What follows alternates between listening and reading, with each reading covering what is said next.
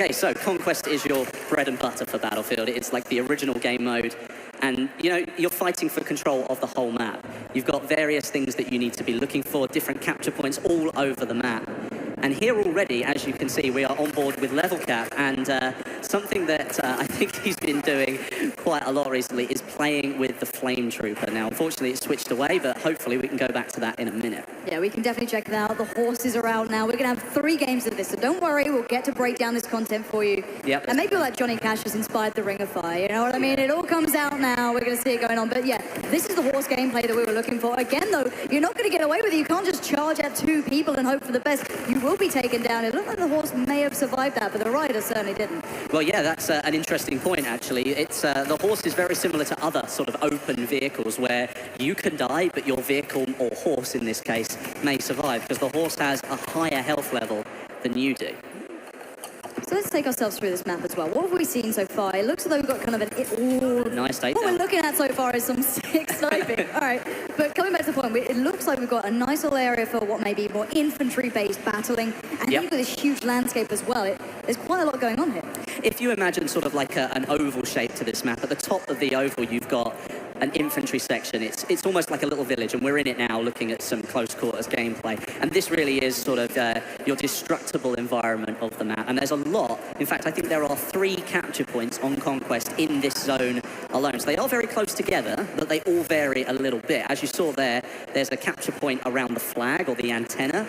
That there is a little bit more open, and then some of the capture points are further into these buildings, and obviously that creates even more close quarters gameplay. And then you go beyond that, and then you've got some of the capture points that are spread further around the edges of the map, and then you have one lone capture point right in the middle of the desert, in between all of the sand dunes. And that's one that's definitely going to be fought over with all the tanks and all of the biplanes flying over. And I'm loving the diversity of weaponry we're seeing so far. Already, you've seen the shotgun coming through, clearing out that close range where in that infantry sort of area where they re-flourish, you get to punish. And it looks like we're on board with Sinai. This is not prop hunt, I can tell you that right now. So you've got to get into the battlefield and do some work. So he's going to be going for it, going with the charge here. But you can see the punish come out from the others. Already set up very well with his gorgeous rifles. Going to nick the horse and go for a ride. He's Why not? Go for it's up for grabs. You may as well take it if you can. Unfortunately, he didn't manage to get away there. But, you know, that was a valiant effort. I think he deserves some credit there. Always going for the anti-tank line on the horse. That was an interesting way to try and take that one down. And so far, the horses look really good here. They look like they work with the map. They don't seem to be clunky or just out of place. They seem to be really having a purpose. However, the riders, on the other hand, are being punished. The plane crashes. This environment is absolutely beautiful. As you can see, as we take ourselves through this one, the teams are battling out hard. And actually, Westy, this is pretty close so far. It is very close, actually. Obviously, the Ottoman Empire up there on the right have taken a 5-point lead or so. And actually, we'll talk about the point system here, because that goes back to the Conquest game mode. It's slightly changed in Battlefield 1. There's no ticket bleed anymore. You might remember in previous games, if you killed a player, the score would change. Yep. And the way that the scoring has changed as well, it no longer counts down to 0, it counts up to a top value. And to remove the ticket bleed puts further emphasis on all of those capture points. You have to capture the flags in order to gain points for your team. And I think that's such an intrinsic thing with Battlefield, though. You play for the team, you play for the objective. You can't just win on your own. You have to be as one, and focusing on taking those points down is part of the plan. And taking yourself towards the caps here. And actually, let's talk through that there, because we saw the bayonet charge coming out. Now, I know some people know this, some don't. Again, you know, new viewers coming through may not realize that maybe that's not always the best idea to take yourself further into it, because maybe sprinting works out better. Can you take us through a little bit of that mechanic? Because I know you know about it. Yes, I do. So the bayonet charge mechanic, obviously, it's intended to take down the player. You charge straight into them with a very sharp object. But it can be used in another way, and a lot of people have started using it to very quickly get themselves out of a sticky situation. Maybe they're caught in a crossfire, they don't want to be there, or there's a player in front of them, they're not ready to go. They turn around and they bayonet charge out of the way because you sprint so much faster.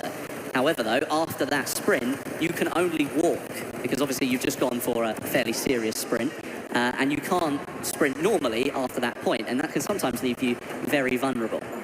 Well, we're going to be seeing that up-close action here. The melee comes out, an absolute takedown comes in. That was lovely to watch. However, the tanks are doing the major work. I think that's actually X Factor in one of those, driving around, doing everything I can. But there are counters to this. Now, maybe new players that are going, well, how do you deal with a tank? You know, I'm just a man, but there are ways to get around this, isn't there? 100%. I mean, there are specific classes that are actually built to deal with that. And in this game, you're looking at the assault.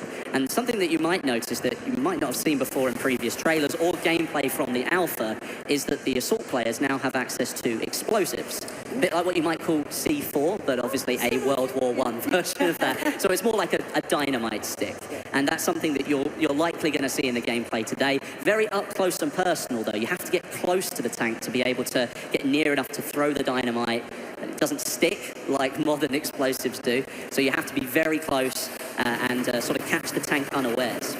Yeah, and Stone Mountain trying to hold on here. The rest of his team was almost wiped at that point. His squad was in dire straits. So he's going to try and do what he can on the objective almost here, near that train station. Try and keep this one under wraps. You're going to see, actually, at the moment, it's the British Empire taking a strong lead, at least for now. The tickets don't reflect that just yet. And, oh, here we go. The train has been deployed. The hype train's about to come into the station here, Westy. Yes, this is actually a really interesting bit because even though it's a behemoth and yes, it's designed to change the game, it really depends on how you use it. If you don't use it correctly, then you could actually leave yourself more vulnerable. It could go very quickly indeed, and then you've lost your chance to sort of change the tide of the battle. And let's go down that route, actually, because we're going to see it in action very, very soon.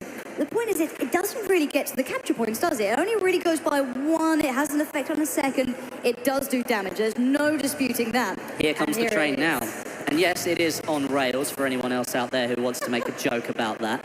No, it is on rails, and it features 6 different seats, plenty of cannons on the side. It's actually got an anti-air cannon as well, so it is extremely powerful, not only to ground units, but people up in the sky really do need to pay attention as well. Now, speaking of up in the sky, though, there has to be a counter to this, as you said. There are ways to play around these behemoths, because we saw on that first map, people were kind of unsure how to deal with it the first time. Then you see that everyone coming together, taking it down and working through it. How do you deal with that train? Well, one of the things that you can do is, as an infantry unit, obviously, as I said, the assault player does have access to some explosives, but in my own sort of experience of looking at the games that we've seen, players in sort of planes are going to be the best ones to sort of eyes in the sky here. Yeah, eyes in the sky, really. You've got people in the bombers, and they're the ones who can deal a massive amount of damage. If they lay down a carpet of bombs on top of that train, they're going to do a massive amount of damage. Well, speaking of it, you highlighted Ponyline HD as one of the players you wanted to watch for this ability. He's already eyeing up that train. He knows what he wants out of this one. Definitely, but just so we can